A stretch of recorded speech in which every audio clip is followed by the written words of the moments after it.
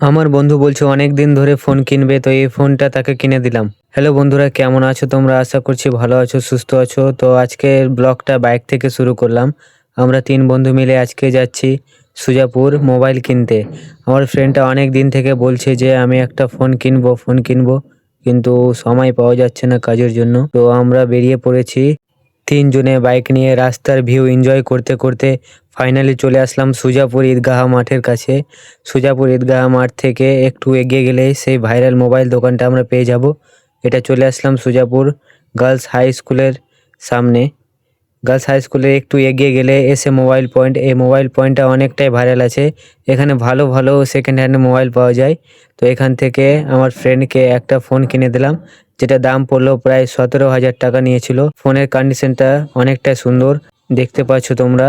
এটাই ছিল আজকের মিনি ব্লগ। কেমন লাগলো ভিডিওটা তোমরা অবশ্যই জানাও কমেন্ট করে।